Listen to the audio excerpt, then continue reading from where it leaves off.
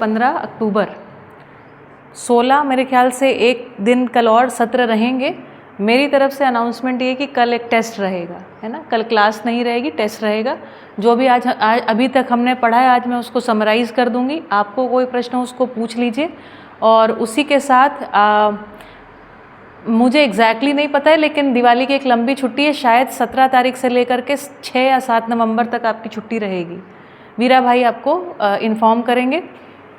जब हम वापस आएंगे तो मैंने आपको 2 हिस्सों में अभी तक बातें रखी हैं। 2 हिस्सों में ये बात रखी है। एक बात तो मैंने ऐसी रखी है कि मध्यस्थ दर्शन सहअस्तित्ववाद के जो अनुसंधान रहे, गठन पूर्णता, क्रिया पूर्णता, आचरण पूर्णता, थोड़ा सा ही रखा है, लेकिन आपको ध्यान में आया कि जीवन एक गठन पूर्ण परमाणु है। मन, वृत्ति, चित्त, बुद्धि, आत्मा का विभाज्य स्वरूप है। ये बात आपको पकड़ में आई है और उसको धीरे धीरे हम आगे बढ़ा रहे हैं। मध्यस्थ दर्शन सहअस्तित्ववाद अपने आप में एक पूरा वाद है जिस पर आधारित शिक्षा होनी चाहिए। अगर हमको ये धरती स्वर्ग जैसी और आदमी मानव जैसा और निरंतर सुख में जीना है तो। लेकिन आप भौतिकवादी विचारों से जो ग्रस्त शिक्षा है उसमें ट्रेंड होके ऑलरेडी आए हैं। साथ में आपकी मानसिकता में आदर्शवाद का एक बड़ा भाग है। तो समीक्षात्मक भाग भी हम धीरे धीरे थोड़ा थोड़ा कर रहे हैं। आज थोड़े से कुछ और नए शब्द इंट्रोड्यूस करूँगी। और 2 हिस्सों मैंने कहा किया। तो पहला एक हिस्सा था जहाँ मैंने टेस्ट लिया था आपका, तो पूरा एक मध्यस्थ दर्शन का सूक्ष्म में प्रस्ताव रखा था 10-12 घंटे, और उसके बाद से मैं पढ़ा रही थी। तो इन जनरल आपको नई नई चीज़ों से अपडेट कर रही हूँ ना, ऐसा चल रहा है। कुछ एक नए नए टर्म्स बता रही हूँ। अभी भी हमने विधिवत जो है पुस्तक का पठन नहीं शुरू किया, लेकिन पुस्तक में आने वाली वस्तु का पठन मैंने पिछले कई सत्रों में आपको करवा दिया। जैसे परिवार मूलक ग्राम स्वराज्य व्यवस्था का एक छोटा सा चित्रण आपको दिखा दिया। आपने वीडियो देख लिया? बढ़िया, है ना। तो छोटा सा चित्रण दिखा दिया। तो इस तरीके से जो आपका प्रैक्टिकल वाला भाग है ना, वो धीरे धीरे आपको पता नहीं चल रहा है, अनजाने में होते चला जा रहा है। ठीक है। तो हमारी पूरी क्लास अभी भी और इसके आगे भी संवाद के रूप में इसी फॉर्मेट में चलती रहेगी। ठीक है। तो इतनी छोटी सी ये सूचना। और 7 नवंबर से हम पुस्तक का पठन शुरू करेंगे। 4 या 5 कुल अध्याय रहेंगे, बस उतना ही अपने को पढ़ना है। और फिर आपके शायद फरवरी में मेरे ख्याल से टेस्ट रहेंगे, फाइनल जो सेमेस्टर 1 के फाइनल एग्ज़ाम होते हैं, उसके बाद अप्रैल मई में। ठीक है। चलिए, लगभग आपकी सभी क्लासेस शुरू हो गई। 3-4 क्लासेस हो गई, एक इंग्लिश की बाकी है। जैसे ही मुक्ति बहन आती हैं तो वो भी क्लासेस आपकी शुरू हो जाएंगी। मैं मानती हूँ कि हम लोगों ने सत्र जरूर देर से शुरू किया, लेकिन मैंने सारे सत्रों को सुना है लगभग जो भी टीचर्स आपको पढ़ा रहे हैं। मेरे हिसाब से, मेरे एक्सपीरियंस में मैंने काफ़ी सारे लोगों को सत्र लेते देते सुना है, लेकिन मुझे लगता है बहुत क्वालिटी एजुकेशन आप पा रहे हैं, ऐसा मैं सोचती हूँ। भले हम बहुत मुट्ठी भर यहाँ पर लोग हैं, कुछ ऑनलाइन ऑफलाइन जुड़ते हैं, कभी कभी नहीं भी जुड़ते हैं, बाद में देखते हैं, ये सब चलते रहता है। फिर भी मुझे ऐसा लगता है शायद ऐसी एजुकेशन जो आप पा रहे हैं ये पूरी दुनिया में अपनी तरह का एक पहला प्रयोग है ना। मुझे ऐसा लगता है। लेट्स सी, आपके बैच के साथ हम भी धीरे धीरे इवॉल्व होंगे, कोर्स मटेरियल और अपग्रेड होगा। तो सारे टीचर्स का एक तरीके से मैं धन्यवाद कहती हूँ, क्योंकि जैसे राजेंद्र सर कहाँ से बैठ करके आपको पढ़ा रहे हैं, इज़ वेरी ओल्ड ना, काफ़ी बूढ़े हैं, और फिर भी वो एक डिजिटली अपना प्रयास करते हैं आपको बात करने का। शायद ऐसे व्यक्तित्व रेयरली मिलेंगे आपको। अगर हम यहाँ पर कहीं ढूंढने जाएँ ना, तो ऐसे व्यक्तित्व नहीं मिलेंगे जो इतनी अच्छी तरीके से चीज़ों को पढ़ा पाएंगे। उनको हर चीज़ जुबान पे याद है ना, और किसी भी चीज़ की मार्मिकता को समझते हैं। कि जैसे आज ही वो बोल रहे थे, आप कितना भी कर्म कांड करो, कर्म कांड के बाद आपको वेदांत की तरफ मुड़ना होगा। कहीं ना कहीं तात्विक प्रश्न आपको ध्यान में आते हैं। ठीक है। चलिए, तो अब इसी के साथ मैं ये वीडियो ऑफ कर रही हूँ। और आज हमारा काम है, जितना अभी तक हमने पढ़ा है, समझा है, उसको समराइज़ करना। कल के टेस्ट के लिए आपकी तैयारी मैं ही थोड़ी करवा दूँगी, थोड़ी आपको तो करनी होगी, है ना। और कुछ एक नई बातें आज मैं आपके सामने रखूँगी, कुछ एक शब्दों को समझाने का प्रयास करूँगी। तो चलिए, लेट अस सी।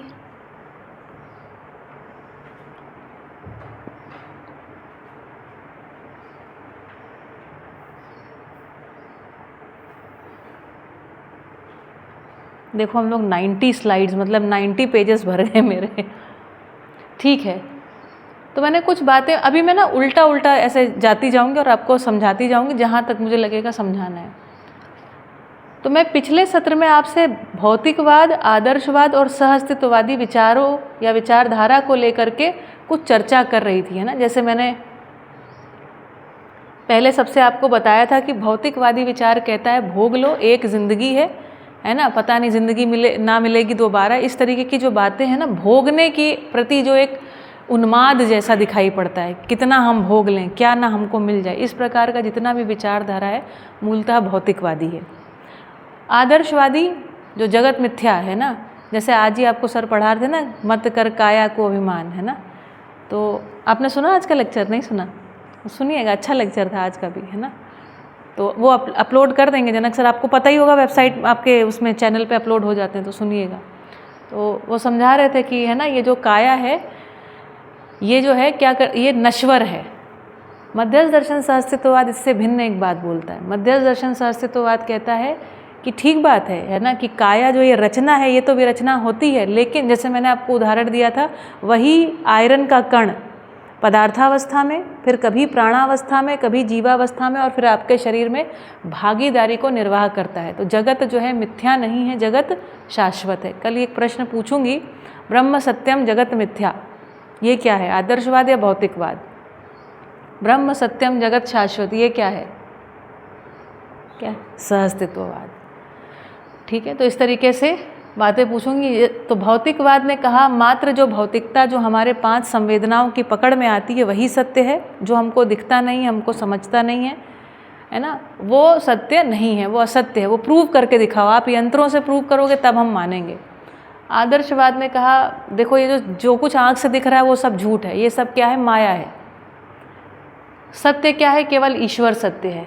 ईश्वर पूछने गए कि ईश्वर क्या है, तो कहते हैं ईश्वर को आप समझ नहीं सकते। क्यों? क्योंकि ईश्वर अव्यक्त है। बात पकड़ में आई? आदमी ज्ञानावस्था की इकाई था, समझे बिना तृप्त नहीं होगा, इसलिए हमारी खोज, हमारी समझने की प्यास चलती ही रहेगी। ईश्वर को बोले अव्यक्त है, अनिर्वचनीय है, फिर भी कथा भागवत पुराण से तो बाज नहीं आए।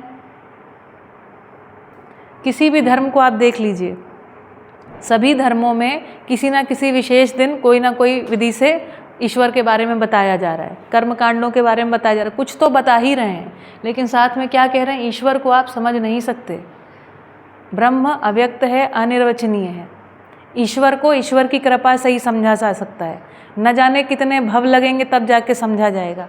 तो कुल मिलाकर के इसने क्या किया, जगत को मिथ्या बना दिया और ईश्वर को बहुत कठिन बना दिया। ऐसा लगा जैसे ईश्वर तो कोई समझ ही नहीं सकता, जबकि सहअस्तित्ववाद की शुरुआत ही कहाँ से होती है, व्यापक को ईश्वर समझा देने से। तो पहली बार श्रद्धेय श्री ए नागराज जी कह रहे हैं मानवीयतापूर्ण आचरण के माध्यम से ब्रह्म ही व्यक्त है। ये सब मैं आगे आपको समझाऊंगी, आज केवल बोल रही हूँ, है ना। तो कह रहे हैं ईश्वर जो है व्यक्त है, वचनीय है और उसको जिया जा सकता है। ईश्वरीयता को मानव जी सकता है, इसी को बोल रहे हैं मानवीयतापूर्ण आचरण के माध्यम से हम व्यक्त हो सकते हैं। कह रहे हैं ईश्वर सत्य है, जगत मिथ्या, ऐसा नहीं, सह अस्तित्व सत्य है। जगत जो है शाश्वत है, ब्रह्म सत्य है। ये उद्घोष किया सहअस्तित्ववाद ने। सहअस्तित्व सत्य है, ब्रह्म सत्यम, जगत शाश्वत। तो कल का एक ये प्रश्न रहेगा। ये बातें आपको कठिन तो नहीं लग रही हैं? समझ में आती है ना? ऐसा लगता है कि हम जो बोल रहे हैं आप तक वो पहुंच रहा है। बाबू आपको समझ में आता है बेटा? आपको प्रवीण, आप लोगों को भारी नहीं लग रहा है ना? भारी लगे तो मुझे बोलिएगा, मैं उसको और प्रयास करूँगी और बोलूँ, है ना।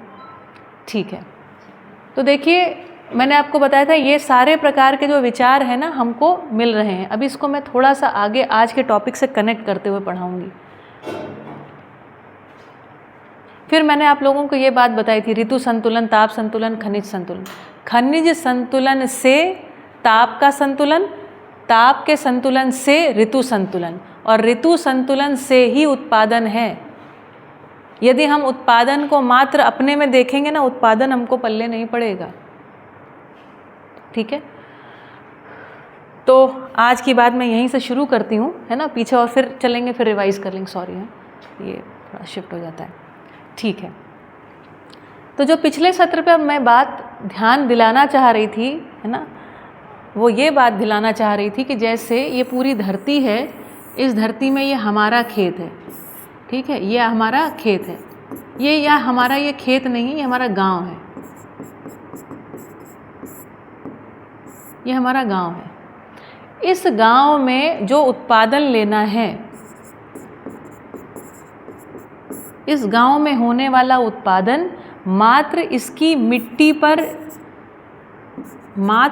मिट्टी पर हमने NPK बैलेंस कर लिया, या 16 तत्व बैलेंस कर लिए, या 70 तत्व बैलेंस कर लिए, 70 तत्व बैलेंस कर लिए, या 120 के 120 बैलेंस कर लिए, तो भी इस गांव में क्लाइमेट चेंज की वजह से नुकसान हो जाएगा। हमको ये बात को समझना पड़ेगा कि धरती क्या है, एक है। धरती अखंड है। धरती क्या है, अखंड है। अगर हम यहाँ पर कहीं पर भी, मान लीजिए हमने यहाँ पर से लोहा जो है धरती से निकाल लिया है ना, तो ये जो लोहा निकाल लिया, कहीं से पता चला यहाँ से हमने तांबा निकाल लिया, है ना, कहीं से हमने सोना निकाल लिया, यहाँ से सोना निकाल लिया, तो ये सब बेसिकली क्या है, खनिज तत्व हैं, है ना, समझते हो ना, खनिज तत्व। तो खनिज तत्वों को यदि हम निकाल लेते हैं, तो खनिज तत्वों को निकालने से जो पृथ्वी के अंदर लौह चुंबकीयता है, लौह चुंबकीयता,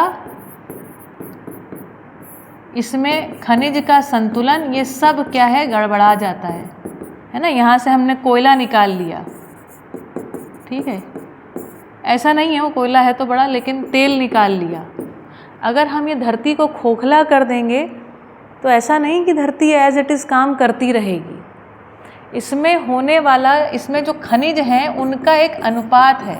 इस धरती में जो जितने भी खनिज जहाँ भी रखे हैं ना, ये सब एक निश्चित अनुपात में रखे हैं। जैसे कि अनुपात को ऐसे समझें, 2 हाइड्रोजन और 1 ऑक्सीजन होगा तभी तो H2O बनेगा कि नहीं बनेगा, ऐसा होगा कि नहीं होगा। मान लो आप यहाँ पे कह दो कि नहीं हम तो एक ही हाइड्रोजन रखेंगे, तो क्या पानी बनेगा, है ना। या जैसे हम लोगों को नींबू पानी बनाना है, ठीक है, तो नींबू पानी बनाने में एक निश्चित अनुपात में शक्कर, नींबू, थोड़ा सा नमक, थोड़ा पानी, ये चाहिए। अगर हम उसके अनुपात को बिगाड़ दें तो क्या नींबू पानी बनेगा, नहीं बनेगा। तो हमको ये समझना पड़ेगा कि ये धरती क्या है। ये क्या हो रहा है भाई, अरे शाबाश, देख रहे हैं, ऐसे ही है, ऐसे ही हम लोग कर रहे हैं है ना, not able to put it in the place, object बन गया है। अभी क्या करें फिर, इसको ऐसा ले जाके डिलीट कर दें। अरे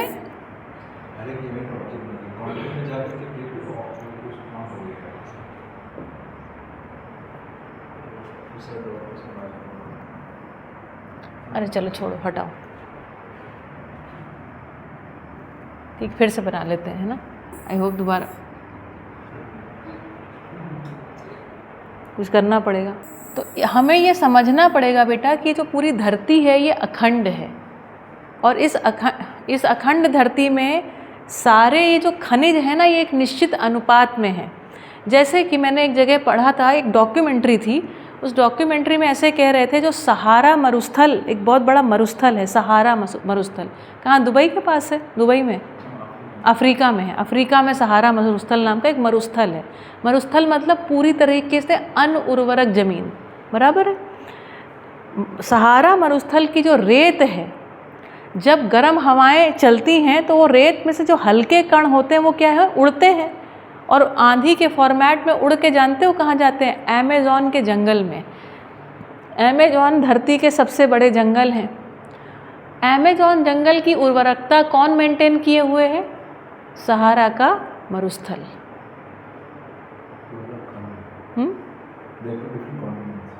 और ये दोनों अलग अलग कॉन्टिनेंट्स हैं। कितनी दूर, मतलब एक कण जो है किसी खनिज तत्व का, भागीदारी करने के लिए हवा उसको उड़ा के न जाने कितने सैकड़ों हजारों किलोमीटर दूर ले करके जाती है, और वो अमेज़न की धरती में जब गिरता है तो वहाँ पर उर्वरकता में भागीदारी निभा रहा है।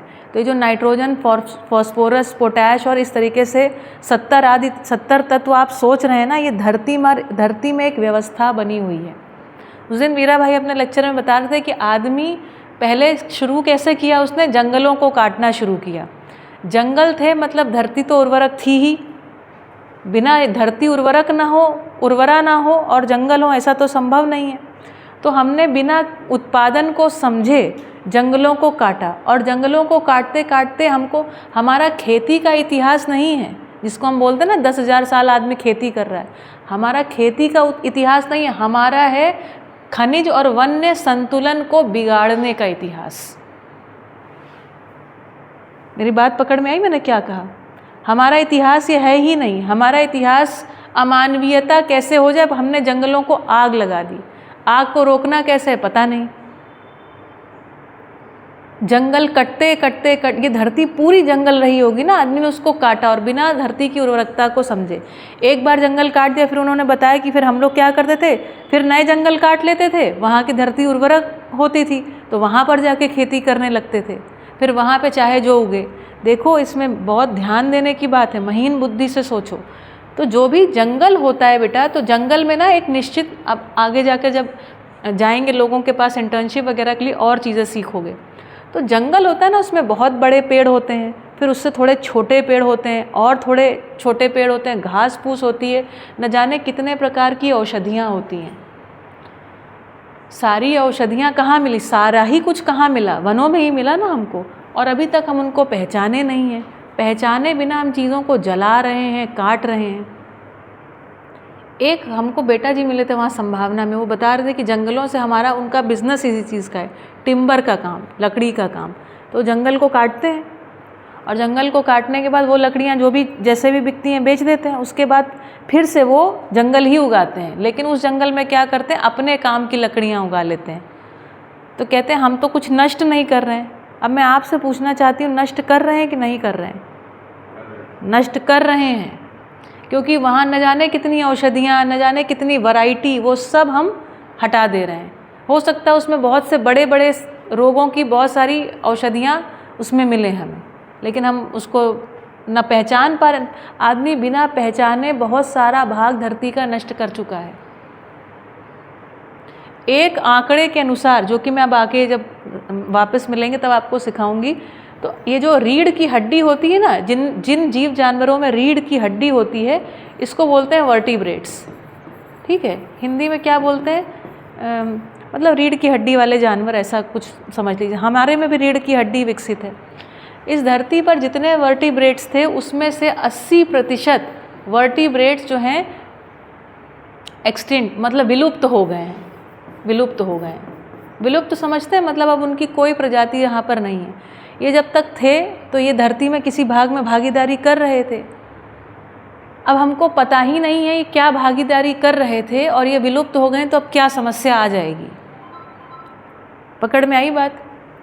इसी तरीके से बहुत सारी प्रकार की चिड़ियाँ विलुप्त हो गई हैं। हर एक प्रकार की चिड़िया अलग अलग प्रकार के जो कीड़े मकोड़े होते हैं ना, उनको खाती है, अलग अलग प्रकार से संतुलन को लेकर के आती है। केवल अपनी चकली नहीं, अलग अलग चिड़िया का अलग अलग फूड रहता है, और वो सारा जो उनका फूड है वो आहार विधि से संतुलन को ले आते हैं धरती पर।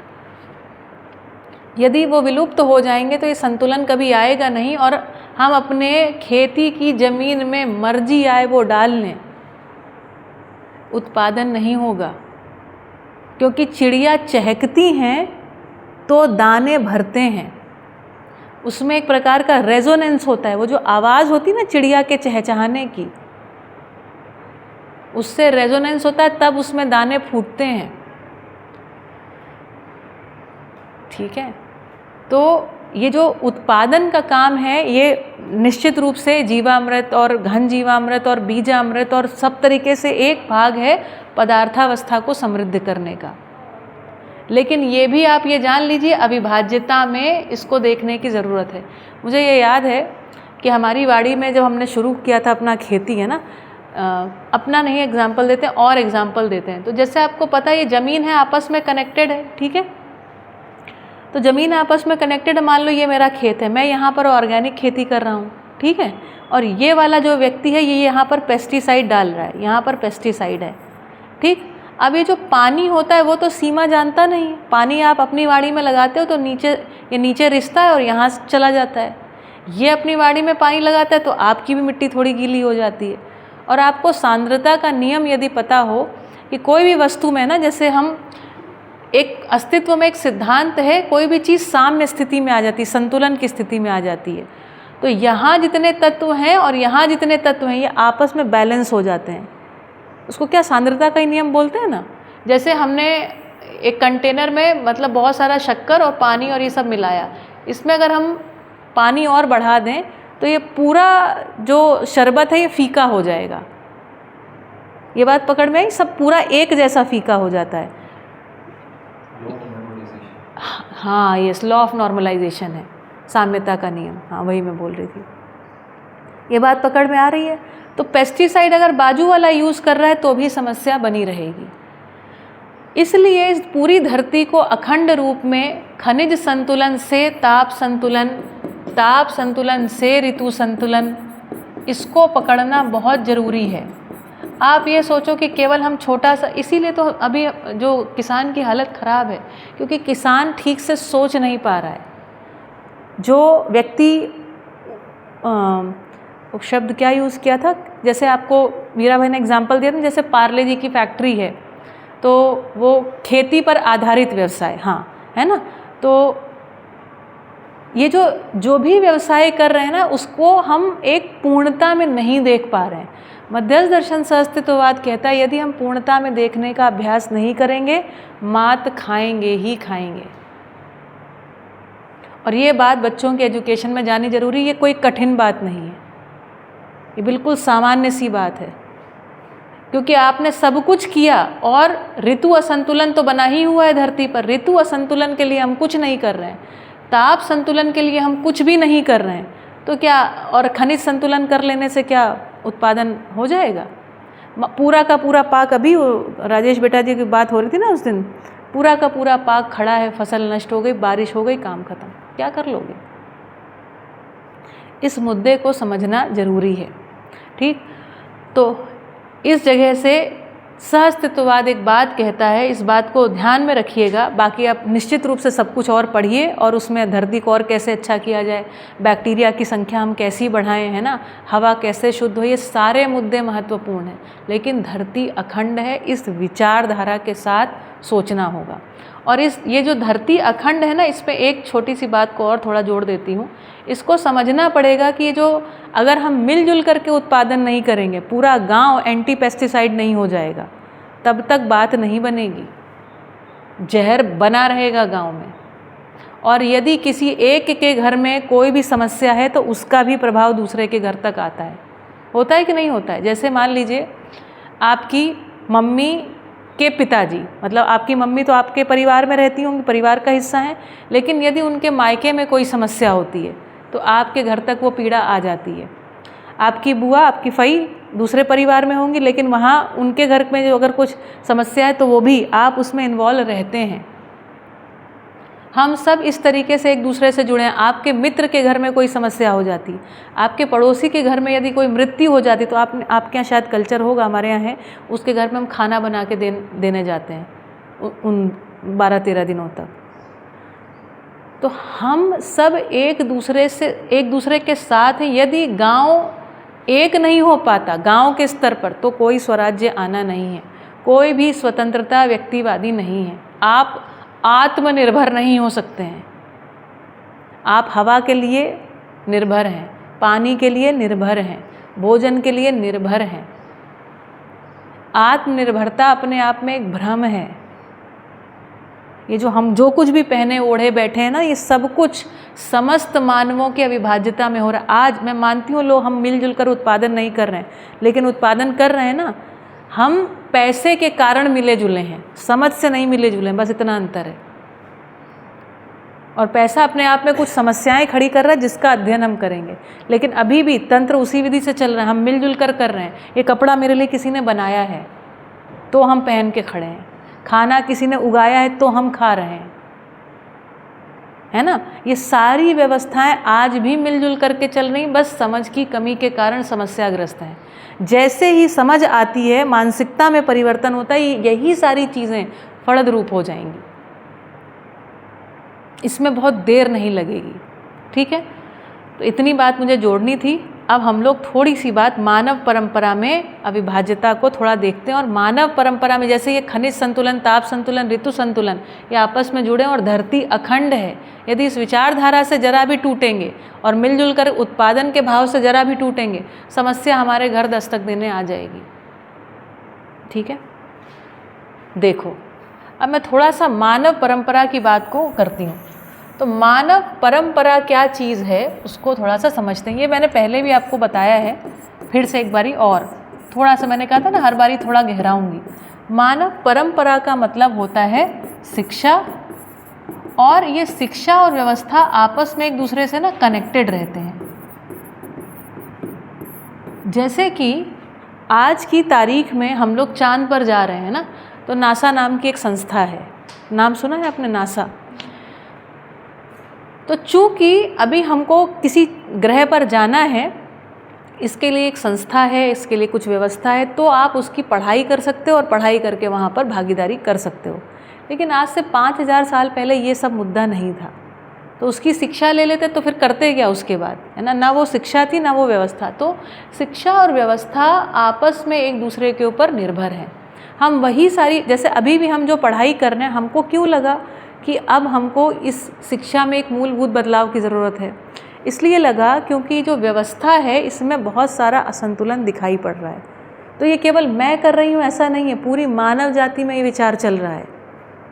पूरी मानव जाति सोच रही है अगली पीढ़ी को हम कैसे तैयार करें कि धरती पर संतुलन स्थापित हो, ना कि धरती समस्याग्रस्त होकर के सूरज बन जाए। ठीक है। तो शिक्षा में परिवर्तन होता है तो व्यवस्था में परिवर्तन होता है, और व्यवस्था में परिवर्तन होता है तो शिक्षा में परिवर्तन होता है। ये दोनों आपस में रिलेटेड है।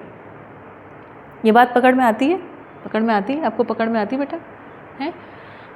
तो मानव परंपरा बराबर शिक्षा और व्यवस्था। ठीक। अब देखो, इस परंपरा में हम कोई भी मानव संतान है ना, आप यहाँ पर अपने आप को इमेजिन करिए और अपने सभी मित्रों को और मुझे और जनक सर सबको इमेजिन करिए। तो मानव संतान के पास ढेरों विचार है ना, ढेरों प्रकार के विचार। कभी आप कोई सिनेमा देखते हैं, कभी आप कोई कहानी पढ़ते हैं, छोटे बच्चे रहते हैं, कभी आप कोई कहावतें सुनते हैं, मुहावरे सुनते हैं, कभी आप कोई समाज में कुछ प्रचलित बातें रहती हैं, है ना, कभी कोई रील्स देख लेते हैं, कभी कोई परिवार में चर्चा आपके चलती है ना। तो इस तरीके से आप लोगों के ऊपर बहुत, जैसे आप हमारी क्लास में आ गए तो हमारी क्लास भी एक माध्यम है ना, या शिक्षा एक माध्यम है, टेक्स्ट बुक एक माध्यम है, ठीक है, मित्र आदि एक माध्यम है। तो हर मानव संतान इतने कई सारे प्रकार से, इसमें भी और 2-4 जोड़ लीजिए, आप एड्स देखते हैं वो भी जोड़ लीजिए। तो हर मानव संतान जब आता है तो न्याय का याचक, सही कार्य व्यवहार का इच्छुक और सत्यवक्ता होता है। लेकिन धीरे धीरे धीरे धीरे वो दुनिया को समझना शुरू करता है, और दुनिया को समझने में हर एक चीज़ का एक बड़ा रोल रहता है। ये सब साहित्य, इसको हम साहित्य कह सकते हैं ना, ये सब साहित्य का हिस्सा है। चाहे मूवी है, चाहे कोई कहानी है, चाहे कोई कहावतें हैं, इस तरीके से बहुत सारी तरीके से आपके दिमाग में तरह तरह के विचार आ जाते हैं। अब ये जो मानव परंपरा है आदिकाल से लेकर के अभी तक, इसमें बहुत सारे विचारक आए और बहुत सारे लोगों ने सोचा है। हर एक सोच आपको आज के समाज में लाइव मिलेगी। वो व्यक्ति जीवित नहीं है लेकिन विचार जीवित है। जैसे गांधी का विचार जीवित है, हम बोलते हैं ना गांधीयन है ये व्यक्ति, गांधीवादी हैं। वाद मतलब विचार, तो गांधी के विचार को किसी ने आत्मसात करके वैसा जी रहा है तो कह देते हैं गांधीवादी है ना। तो इस तरीके से वाद का मतलब विचार, और जिन लोगों ने भी जो सोचा है, जैसे आदर्शवाद है ना, भौतिकवाद, भौतिकता ही सब कुछ है ये विचार, ईश्वर ही सब कुछ है ये विचार, इसको कहा भौतिकवाद, आदर्शवाद। सहअस्तित्ववाद, वाद के रूप में सहअस्तित्व परम सत्य है ये वाद, सहअस्तित्ववाद। तो वाद, ये जो विचार है ये कहाँ पर प्रवाहित रहते हैं? हमारी परंपरा में, और कहानी, कहावतों, सिनेमा, शिक्षा, समाज, परिवार, इन सब माध्यमों से आपके दिमाग में हैं। अब आपके लिए ये बड़ा प्रश्न है, क्योंकि अंत में जब ये सत्र समाप्त होगा, 1 साल पूरा होगा, उसके बाद आपको इस काबिल होना पड़ेगा कि आप निर्णय ले पाएँ। अभी क्या है, मूलतः हम देखेंगे ना तो द्वंद्व और अनिर्णय की स्थिति रहती है। जैसा एक धक्का चलता रहता है, जैसा एक फ्लो चलता रहता है समाज का, उस धक्के में आप बहे जा रहे हैं। ठीक है, तो धक्के के विपरीत या फिर खुद में एक निर्णय लेने की योग्यता बनाना एक बड़ा काम है भाई। ठीक है, देखिए कितना हो पाता है, देखते हैं। मेरे हिसाब से पूरा हो जाएगा। ठीक है, आप देखिए कितना आप जोर लगाते हैं, क्या होता है। तो इस परंपरा में बहुत प्रकार के विचार हैं। जैसे मैं आज आपको कुछ एक शब्द बता रही हूँ, व्यक्तिवाद। अब वाद मतलब विचार, इसको गेस करना आसान है ना। फिर उसके बाद परिवारवाद, फिर समुदायवाद। आज ये 3 वादों से आपको थोड़ा सा परिचित कराना चाह रही थी। ठीक है, तो अभी हमारी जो ज़्यादातर जिंदगी चल रही, अभी हम कहाँ खड़े हो गए? अभी हम एक्चुअली यहाँ खड़े हो गए, व्यक्तिवाद, है ना। व्यक्तिवाद क्या है, इसको समझेंगे। व्यक्तिवाद मतलब केंद्र में मैं हूँ या कोई व्यक्ति है, वही सब कुछ है, इसको बोलते हैं व्यक्तिवाद। मैं और मेरे बच्चे या फिर मेरे माता पिता, हम सब ठीक रहें, बाकी अपना अपना सब लोग देखें, ये है परिवारवाद। मैं मेरे धर्म के, मेरे परिवार के लोग, मेरे धर्म के लोग या फिर है ना मेरी कम्युनिटी के लोग ठीक रहें बस, और बाकी लोग जो हैं उनका पतन हो जाए, वो नष्ट हो जाए, हमारे दुश्मनों की पराजय हो। ये क्या है? समुदायवाद। ये 3 ऐसी चेतनाएं हैं जिसको मध्यस्थ दर्शन कह रहा है अमानवीय चेतना। इसको थोड़ा पकड़ने की ज़रूरत है, देखते हैं आप कैसा पकड़ पाते हैं। अभी मैं आपको व्यक्तिवाद, परिवारवाद, समुदायवाद के बारे में और थोड़ा समझाऊंगी। तो जब केवल मैं अपने बारे में सोचता हूँ तो ऐसे को वैसे परंपरा में क्या बोलते हैं कि आप ऐसा आदमी क्या है? स्वार्थी है। और ये जो स्वार्थी व्यक्ति है ये दूसरे का शोषण करेगा ही करेगा, है ना। जिसको कहते हैं काम निकाला और दूध से मक्खी की तरह निकाल के फेंक दिया, इस तरीके का एटीट्यूड देखने को मिलता है। और ऐसा व्यक्ति संबंधों में सुखी तो होगा नहीं, है ना। तो ये है कुछ कुल मिलाकर के व्यक्तिवाद। परिवारवाद में क्या होता है? मैं और मेरे शरीर से जो संबंध हैं, जैसे मतलब मेरे बच्चे, ये भी शरीर संबंध है, और मेरे माता पिता, है ना। या बस इतना ये जो रेंज है, इसको हम कह रहे हैं परिवारवाद। अभी की भाषा में, अभी जो चलताऊ भाषा उसकी मैं बात कर रही हूँ, व्यक्तिवाद, परिवारवाद। समुदायवाद का मतलब होता है मैं और मेरी जैसी मान्यता रखने वाले लोग, जैसे एक प्रकार का टीका लगाने वाले लोग, एक प्रकार का कपड़ा पहनने वाले लोग, एक प्रकार का श्रृंगार करने वाले लोग, एक प्रकार का काम करने वाले लोग, एक प्रकार का कर्म कांड करने वाले लोग, जिसको हम लोग क्या बोलते हैं? धर्म। धर्म मतलब बेसिकली कर्म कांड, ऐसा ही है ना। या नस्ल के आधार पर, जैसे सारे चाइनीज़, सारे इंडियंस, सारे अमेरिकन्स, ये सब नस्ल हैं, है ना। नस्ल, रंग, अपनी जाति वाले, जिसको हम वर्ण कहते हैं, जाति, है ना। सारे ये वाले कास्ट वाले एक अगली कास्ट का, जैसे अभी भी चलता है ना हमारे सबके अलग अलग समाज बोलते हैं, हम बोलते समाज है, होता वो समुदाय है। मध्यस्थ दर्शन की भाषा में समाज का मतलब पूरी मानव जाति, अखंड मानव समाज। उससे यदि उसकी कहीं सीमा रेखा आ जाती है, कोई अलग है, तो उसको क्या बोल रहे हैं? समुदाय बोल रहे हैं। पकड़ में आ रही राजेश बात ये? ठीक है ना। महिला मोर्चा निकाल दिया, पुरुष का अपना निकाल दिया, है ना। ये है लिंग, लिंग के आधार पर बढ़ गए। किसी मत के आधार पर, किसी पंथ के आधार पर, किसी संप्रदाय के आधार पर, है ना। ये सब जितने भी तरीके से हम बंट जाते हैं, ये सब बेसिकली क्या है? समुदायवाद। अब ये जो समुदायवादी होते हैं, यहाँ पर क्या होता है, मूलतः क्या होता है इन सब के साथ? ये मैंने एक बड़ी चर्चा करी है आपसे, स्वयं श्रेष्ठता का अहंकार। स्वयं श्रेष्ठता का, ये सब जगह होता है, हाँ बाय द वे, यहाँ पर भी होता है। ये व्यक्ति भी स्वयं श्रेष्ठता का अहंकार, मैं श्रेष्ठ, मेरा सब कुछ ठीक हो जाना चाहिए, मेरा परिवार बस, है ना, ये हमेशा बना रहना चाहिए, बाकी दुनिया जाए भाड़ में। यहाँ पर थोड़ा सा बड़ा हुए, इस तरीके से हम चलते रहते हैं। अच्छा, ये जो समुदायवाद है, ये थोड़ा और पहले बोल लेते, स्वयं श्रेष्ठता का अहंकार, मैं श्रेष्ठ हूँ और दूसरा नेष्ठ है, कि जब जब मानसिकता में आएगा, इस मानसिकता के साथ एक प्रकार का आवेश आता है और वो आवेश अंततः युद्ध में परिवर्तित हो जाता है। गाली गलौज से लेकर के युद्ध तक चला जाता है। गाली गलौज से पहले आता है किसी को कोसना, किसी का मजाक उड़ाना, उसकी निष्ठता के आधार पर, स्वयं श्रेष्ठता के आधार पर, अरे हम तो फलाने हैं, हमारा तो इतिहास, हम इस तरीके की जो बातें करते हैं ना। मैं ये सब बहुत बोलना नहीं चाहती हूँ, है ना, लेकिन इस पर आपको सुनना हो तो हम वैसे ही बैठ के बातचीत कर सकते हैं, ठीक है। तो इस तरीके से ये पूरे मानव जाति में है, और जिस मानव जाति में ये समुदायवाद बने रहने के कारण क्या बना रहता है, युद्ध बना रहता है। युद्ध केवल राष्ट्र की सीमा में नहीं है। देखो, अगर राष्ट्र को भी देखोगे ना, तो राष्ट्र भी एक प्रकार का, अभी की स्थिति में राष्ट्र क्या है, एक समुदाय है।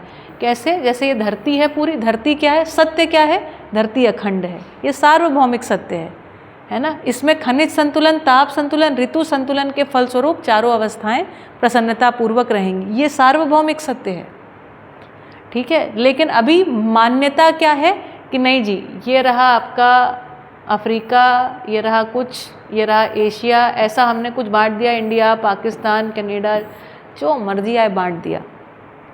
और यहाँ पर हमने लगा रखे हैं लोग बॉर्डर, यहाँ पर हम क्या करेंगे, युद्ध करेंगे। यही तो कर रहे हैं, ये सब लोग खड़े हैं, ऐसा कल्पना करिए, मारेंगे एक दूसरे को। तो ये जब धरती, सत्य क्या था, धरती अखंड है, और कर क्या रहे हैं, अब इसको बांट लिया। तो अभी का जो राष्ट्र है ना बेटा, उसको भी बाबा जी कह रहे हैं, ये भी क्या है, एक तरीके का समुदाय, we the Indians, India is the best.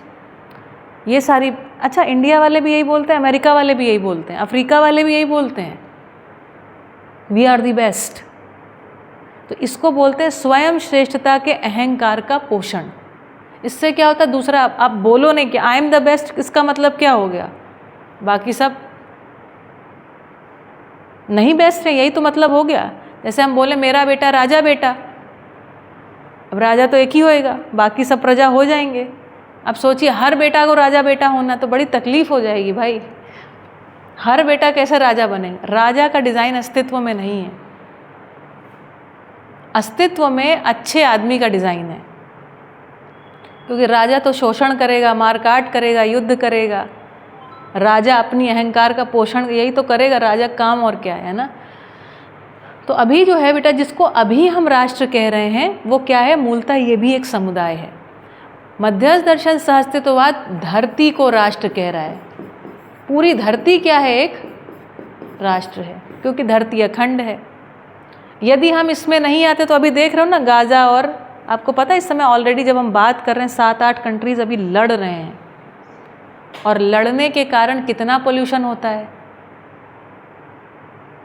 लगातार बम फूट रहे हैं ना वहाँ तो दिवाली चली रही है सालों से, मार काट, मतलब हालत ख़राब है। न जाने कितनी बिल्डिंगें गिर गई, आदमी न जाने कितना श्रम करता है, वो सब वहाँ की मिट्टी आपको लग रहा है उपजाऊ हो रही होगी जहाँ पर ये युद्ध चल रहा है,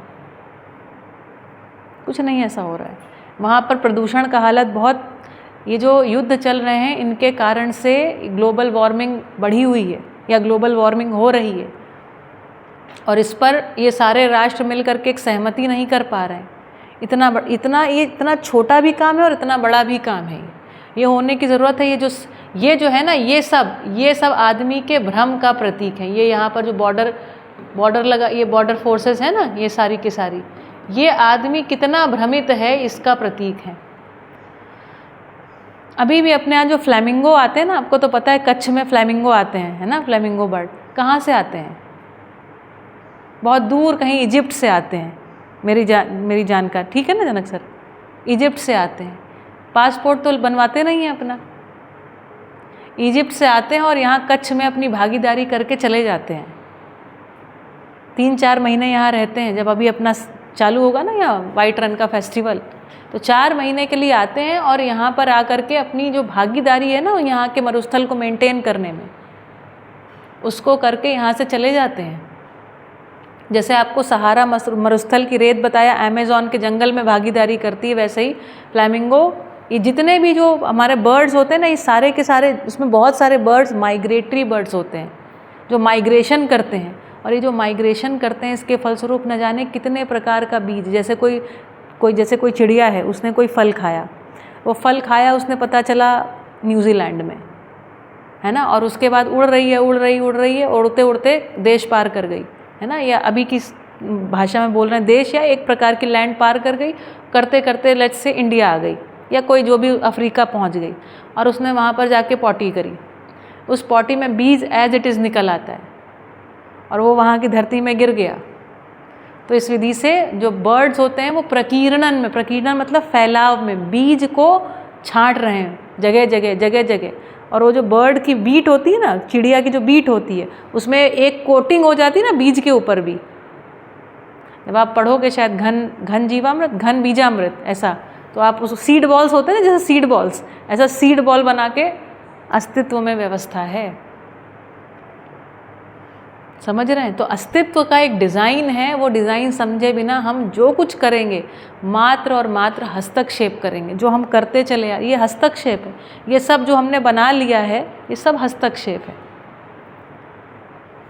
अब सोचो यहाँ पर कितना आदमी लगा हुआ है, एक तो बॉर्डर पे कितना आदमी लगा हुआ है। अब चूंकि इतने सारे लोग बॉर्डर पे चाहिए तो उत्पादन में कम आदमी लगेगा। आपको तो पता होगा ना, पंजाब से, हरियाणा से, गुजरात के लोग उतना सेना में नहीं जाते हैं, लेकिन अन्य जगहों से, यूपी से, बिहार से लोग, बहुत सारे लोग सेना में भर्ती होते हैं। इनके पास खेती की ज़मीनें होती हैं, लेकिन चले गए यहाँ पर, सेवा कर रहे हैं, देश की सेवा जिसको हम बोले, देश सेवा। अब ये देश की सेवा है कि क्या कहा जाए, देखिए इसकी कितना मतलब ये सोचने की बात है। एक बात बताइए, जैसे इस देश के अंदर एक ये व्यक्ति है, एक ये व्यक्ति है, इसने इसको गोली मार दी, तो ये अपराध किया कि अच्छा किया? बोलो, अपराध किया। अभी मान लो ये जो व्यक्ति है ये यहाँ पर ना खड़ा होता, यहाँ पर खड़ा होता बॉर्डर पे, इसने इसको गोली मार दी, इसने क्या किया? अपराध किया कि अच्छा किया? इसको हम बोलेंगे वीर सैनिक, नहीं बोलेंगे? यही तो बोलेंगे। अब ये हो गया वीर, पहले क्या था? अपराधी। ये है समुदाय चेतना।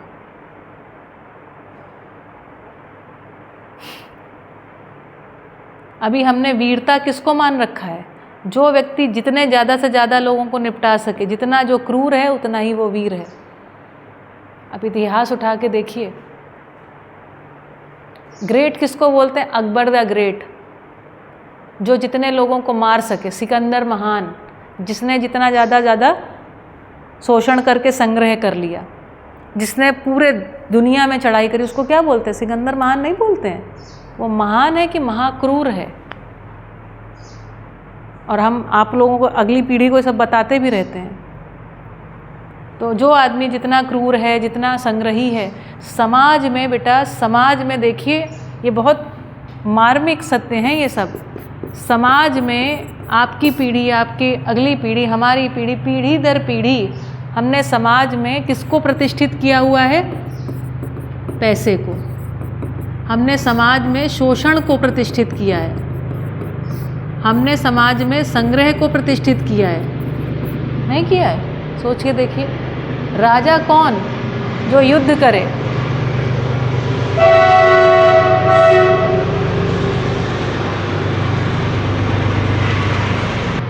तो समाज में आज की तारीख में इसमें एक व्यक्ति दोषी नहीं है। मैं पूरी परंपरा की बात कर रही हूँ और हम ये बता रहे हैं कि मानव जाति को हमको आगे लेके जाना कहाँ है।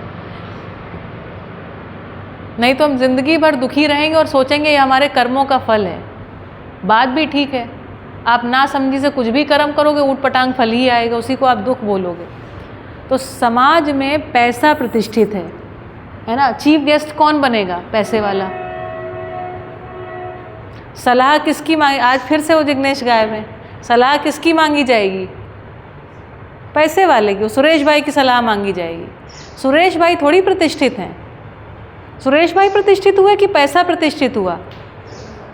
क्योंकि जिस दिन सुरेश भाई के पास 1 करोड़ रुपया आ गया, उस दिन लोग सलाह मांग रहे हैं सुरेश भाई की। सुरेश भाई को ज्ञान पहले से होगा, तब नहीं कोई पूछ रहा है। इंटरव्यू किसके चल रहे हैं? सेलिब्रिटीज़ के, जो दिखने में खूब चिकने गोरे चिट्टे हैं, या जो भी मतलब सेलिब्रिटी। तो अभी समाज में बेटा रूप प्रतिष्ठित है। अब उनको अकल हो विषय की, ना अकल हो, आपने देखें कि नहीं पता नहीं, मैंने देखे सेलिब्रिटीज़ के इंटरव्यू, बच्चे कैसे पालते हैं। वो बच्चा क्या ही पाल रही है, उसके पास 3-4 लोग आया लोग लगी हुई हैं, उसका बच्चा तो आया पाल रही है। करीना कपूर से बैठ के पूछ रहे हैं बच्चा कैसे पाल, अरे उनको क्या पता भाई उनको कुछ नहीं पता है, ठीक है। मतलब एक बात कह रही हूँ मैं, बहुत सारे सेलिब्रिटीज़ के बच्चे देख रहे हैं वो ड्रग्स में चले गए, उनको क्या पता है भाई, है ना। तो अभी आप देखोगे ना, तो हमारे पूरी सोशल मीडिया को आप उठा के देखिए, पूरा प्रचार तंत्र देखिए, रूप प्रतिष्ठित है। जितने भी सो कॉल्ड बॉलीवुड, टॉलीवुड और जितने प्रकार के भी ये हैं, है ना, सब जगह ये प्रतिष्ठित, हॉलीवुड, ये सब रूप प्रतिष्ठित है, पद प्रतिष्ठित है। उसके बाद क्या दिखाई पड़ता है? ऐसे पद पर कोई लोग जो होते हैं वो प्रतिष्ठित हैं। धन प्रतिष्ठित है। आप देखिए अभी, चलो नाम ले लेती हूँ, अंबानी की शादी हुई, अंबानी के लड़के की शादी हुई। अब उसमें ऐसा कोई विशेषता तो थी नहीं, न जाने कितने लोगों की शादी चल रही है। तो पूरा का पूरा आप देखोगे ना, धन प्रतिष्ठित है। और इस धन में समर्पित हैं रूप वाले तीनों खान आके डांस कर रहे हैं, उसकी रील आप देख लीजिए। अच्छे से अच्छे पद वाले प्रधानमंत्री तक पहुंच गए। प्रधानमंत्री के पास टाइम होना चाहिए कि यहाँ शादियाँ अटेंड करते घूमें। ये सब अच्छे से अच्छे पद वाले, शंकराचार्य तक उनके विवाह में पहुंच गए आशीर्वाद देने। सभी राजनेता, मुलायम सिंह से लेकर के जितने भी, चलो मैं नाम ले ही लेती हूँ, तो सब मीडिया पे चल ही रहा है ना। तो धन इस समय समाज में सर्वाधिक जो चीज़ प्रतिष्ठित है वो धन है, ठीक सही बोल रही हूँ ना। और उसके बाद बल प्रतिष्ठित है, जिसके जितने भाई लोग समझते हैं ना, जितना जनबल, जितना ना, एक आवाज़ पे कितने लोगों को हमने खड़ा कर लिया, ऐसा व्यक्ति प्रतिष्ठित है। क्या नहीं प्रतिष्ठित है और क्या करना है जिसके लिए मानव जाति अपेक्षा में है? तो बुद्धि की प्रतिष्ठा शेष है।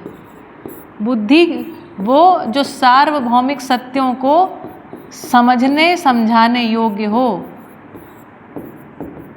बौद्धिकता की प्रतिष्ठा शेष है समाज में। और आदमी, ये जितने भी लोग हैं बेटा, है ना, आज की स्थिति वो सही बोल रहे थे जिग्नेश, धन प्रतिष्ठित है। आप देखिए, मेरे को तो बहुत शुरू की बात है, हमारे सोसाइटी में ना एक गार्ड था, तो जब हम कभी स्कूटर से निकलते थे तो वो हमको सलाम नहीं करता था, इनको सलाम नहीं करता था। जब गाड़ी से जाते थे ना तो खड़ा होकर सलाम करता था।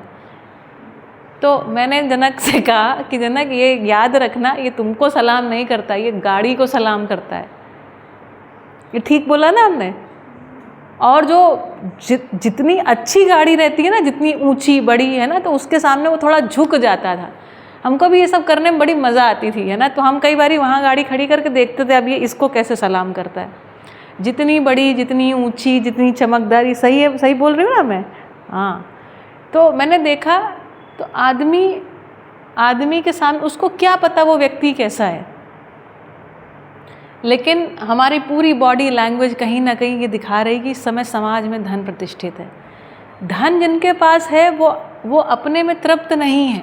उनका जब टेस्टिमनी सुनते हैं तो तृप्त नहीं है, लेकिन चूंकि समाज में प्रतिष्ठित है तो हमारी पूरी अगली पीढ़ी किसके पीछे पड़ी हुई है?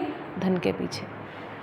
न जाने कितने लोग शेयर मार्केट में और जल्दी से रिच बन जाएं, इस चक्कर में बहुत सारे लोग बहुत ऊट पटांग गलत काम भी कर डालते हैं, और फिर अंदर में अपराध बोध को लेकर के उनको जीना पड़ता है। उसके साथ जी नहीं पाते हैं तो कई बारी लोग आत्महत्या तक कर लेते हैं। हमको इन बातों की मार्मिकता पे जाना होगा, क्योंकि तुम्हारे सामने पूरी जिंदगी है। अगर हम अपनी मानव संतानों को इस चीज़ के लिए तैयार ना कर पाएँ कि वो अपनी ज़िंदगी तृप्तिपूर्वक जिए, संबंधों में जिए, तो ऐसी शिक्षा पे लानत है। और अभी हमारी शिक्षा आदमी को ज़्यादा से ज़्यादा स्ट्रेसफुल एनवायरनमेंट में काम करने के लिए तैयार कर रही है। लोग अंत में सिगरेट पीने लगते हैं, दारू पीने लगते हैं, ड्रग्स लेने लगते हैं। यही तो है, और क्या है। यहाँ से भाई यहाँ उतना नहीं चलता है, यहाँ पर अभी भी लोग अपने फैमिली बिजनेस में सेटल होते हैं थोड़े लोग, तो वहाँ पर भी, लेकिन वहाँ पर जानते हैं क्या चलता है, वहाँ पर देखिए ये चलता है एक और चीज़, व्यक्तिवाद का एक और स्वरूप आता है जिसको हम बोलते हैं सत्तावाद। सत्तावाद होता है किसकी सत्ता चलेगी, किसकी बात अंतिम बात। जैसे हमने कहा बापूजी की बात अंतिम बात, नरेंद्र मोदी की बात अंतिम बात, समझ रहे हैं, किसकी सत्ता है, और उसके आगे सारे लोग इनकी बात पत्थर की लकीर, ये है सत्तावाद। बाबा जी कह रहे हैं भाई आदमी में, विचार में, एक्चुअली ये जितनी भी चीज़ें ये सारी की सारी समस्याकारी हैं, इसमें पीड़ा बनी रहेगी। वो कह रहे हैं विचार में क्या होना चाहिए, विचार में मध्यस्थता होनी चाहिए, किसकी, समाधान की। और समाधान का मतलब होता है एक ऐसी बात जिससे पुनः समस्या ना निकले, उसको हम समाधान कह रहे हैं। गुजराती शब्द समाधान, समझौता, ये इक्वल नहीं है, ये मध्यस्थ दर्शन सहअस्तित्ववाद का शब्द है समाधान, या इसको बोल रहे हैं सर्वतोमुखी समाधान। एक ऐसा विचार जिससे पुनः समस्या न निकले। तो यदि, जैसे कि मैंने अभी आपको बताया कि समाज में यदि सार्वभौमिक सत्यों की प्रतिष्ठा होती है तो क्या कोई समस्या निकलेगी? बताओ राजेश, निकलेगी? नहीं निकलेगी।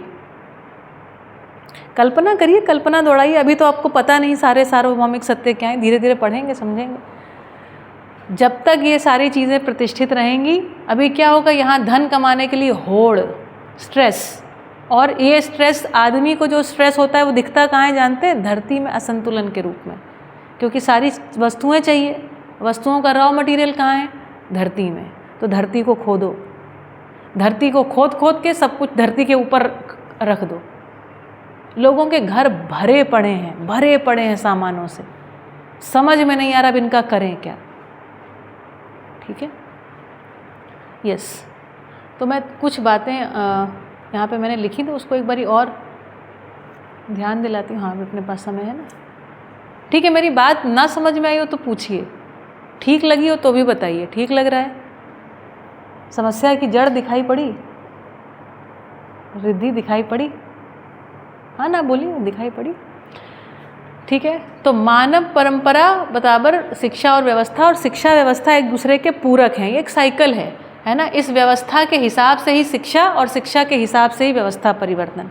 तो अब इसमें कहाँ से हम, जिसको कहते हैं ना, कहाँ से सुधार करें, तो सुधार हमेशा शिक्षा से होता है।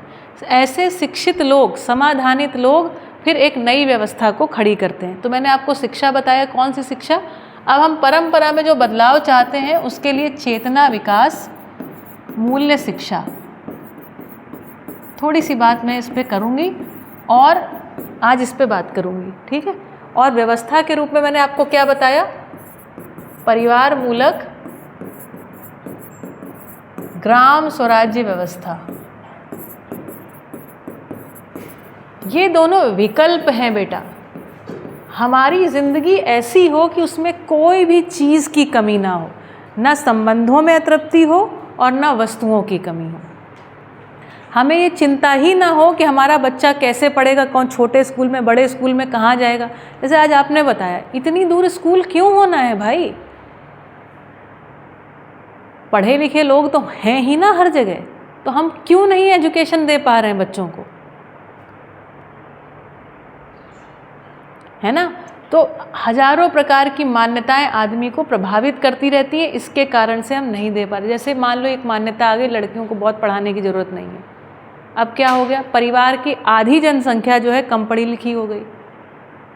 अब वही कम पढ़ी लिखी जनसंख्या जो है वही बच्चे का पालन पोषण कर रही, तो पता चला शिक्षा का भाग वहाँ से हट गया। तो हमने जानबूझ करके अपनी पीढ़ियों को कमज़ोर किया है। लीजिए, ठीक है, सॉरी। हाँ, ठीक। तो मैं थोड़ा व्यक्तिवाद के ऊपर और चर्चा कर लेती हूँ। लेट्स सी आप कितना इसको पकड़ पाते हैं। मैंने क्या किया है, मैंने ना ये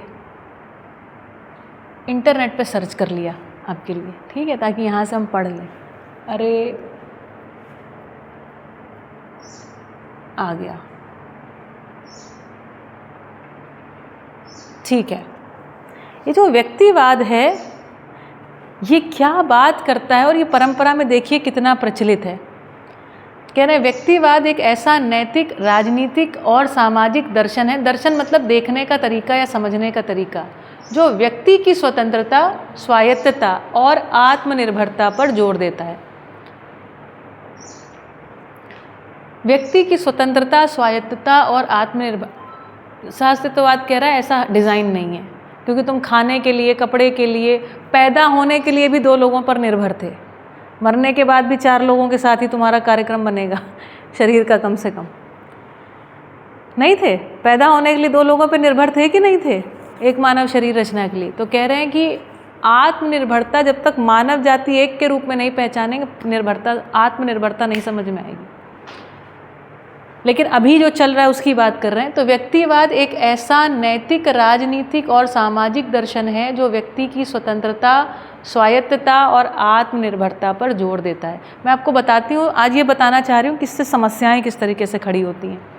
इसका मानना है कि व्यक्ति के लक्ष्य, इंडिविजुअल गोल, इच्छाएं समूह, समाज या राज्य के उद्देश्यों से अधिक महत्वपूर्ण है। अब इसमें परिवार को भी जोड़ लीजिए, परिवार, समाज, राज्य के उद्देश्यों से अधिक महत्वपूर्ण है।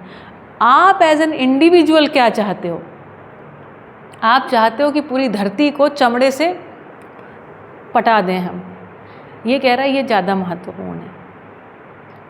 I have a dream, I have a goal, I is very big. व्यक्तिवाद के मुख्य सिद्धांत, व्यक्ति को प्राथमिकता। व्यक्तिवाद मानता है कि प्रत्येक व्यक्ति को एक अलग और महत्वपूर्ण इकाई के रूप में देखा जाना चाहिए। Every individual is different. आप बहुत स्पेशल हो, ये तो आपने सुना होगा, यू आर वेरी स्पेशल। मध्यस्थ दर्शन सहअस्तित्ववाद कहता है you are not special, nobody is special. कैसे, किस आधार पर? उन्होंने कहा जो स्पेशलिटी है वो केवल शरीर में भिन्नता के कारण, हमको किसी को मीठा पसंद है, किसी को तीखा, किसी को कड़वा, किसी को कोई अलग अलग स्वाद पसंद हो सकते हैं। हर एक का शरीर का जो साइज़ है वो अलग अलग हो सकता है, इसलिए हर एक को अलग अलग साइज़ के कपड़े फिट होंगे। ठीक है, सर्दी गर्मी का, ताप संतुलन का डिज़ाइन अलग अलग है शरीर का, इसलिए तो शरीर के आधार पर विविधताएं हैं और उन विविधताओं को पूरा करने के लिए अस्तित्व में डिज़ाइन है। अपने पास सारी वस्तुएं हैं भाई, किसी को 2 रोटी की भूख है तो 2 खाएगा, किसी को 8 की भूख है 8 खाएगा, काम ज़्यादा करता है खाएगा। ठीक है, तो कह रहे हैं मध्यस्थ दर्शन कह रहा है कि जो शरीर वाला हिस्सा है उसी में सारी प्रकार की विविधताएं हैं और उससे कोई प्रॉब्लम नहीं है। प्रत्येक व्यक्ति एक अलग महत्वपूर्ण इकाई नहीं है, हर मानव एक है। कैसे? न्याय, धर्म, सत्य, इस आधार पर सब एक। सभी को ममता, स्नेह, वात्सल्य, प्रेम, करुणा, दया आदि के साथ जीना है। इस दुनिया का कोई भी मानव अलग नहीं है। जीवन के आधार पर मानव रूप में हम सब एक है। सभी लोग आपस में एक दूसरे से मानवीयतापूर्ण आचरण उसके द्वारा देखना चाहते हैं और खुद भी करना चाहते हैं, ये चाहते हैं।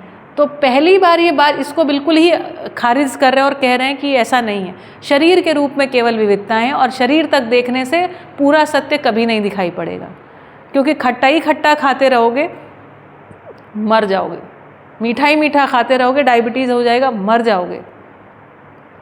ये सारी संवेदनाएं कैसी हैं? क्षणिक। एक समय तक खट्टा अच्छा लगता है, फिर लगता है नहीं अभी तो दांत थोड़े ही हो गए, अब नहीं खा सकते। मीठा खाते खाते फिर एक समय के बाद लगता है ये नहीं।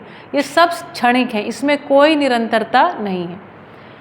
व्यक्तिवाद मानता है कि प्रत्येक व्यक्ति को एक अलग और महत्वपूर्ण इकाई के रूप में देखना चाहिए। सहअस्तित्ववाद ये कह रहा है कि पूरी मानव जाति एक है, मूल्यों में जी करके तृप्त होंगे, मानवीयतापूर्ण आचरण के साथ तृप्त होंगे। व्यक्तिगत स्वतंत्रता, यह व्यक्तिगत स्वतंत्रता व्यक्तिगत उत्तरदायित्व और आत्मविकास पर बल देता है। व्यक्तिगत स्वतंत्रता जैसी कोई चीज़ नहीं होती है, ये बहुत बड़ी बात मैं बोल रही हूँ, है ना। जैसे व्यक्तिगत स्वतंत्रता मतलब होता है मनमानी, मैं ये करना चाहता हूँ, मैं चाहे ये करूँ, मैं चाहे वो करूँ, मेरी मर्जी। आपने गाना सुना मेरी मर्जी, है ना, और उसमें वो इसी तरीके की बातें करता है, मैं चाहे छत पे चढ़ के चिल्लाऊँ, मेरी मर्जी। लेकिन इसको मध्यस्थ दर्शन इसको स्वतंत्रता नहीं कह रहा है। किसको कह रहा है इस पर हम आगे बात करेंगे, क्योंकि स्वतंत्रता, स्वराज्य, इस पर विस्तार से चर्चा मुझे कम से कम 1 घंटा बोलना पड़ेगा। व्यक्तिगत उत्तरदायित्व नहीं होते, परस्परता में, संबंधों में उत्तरदायित्व होते हैं।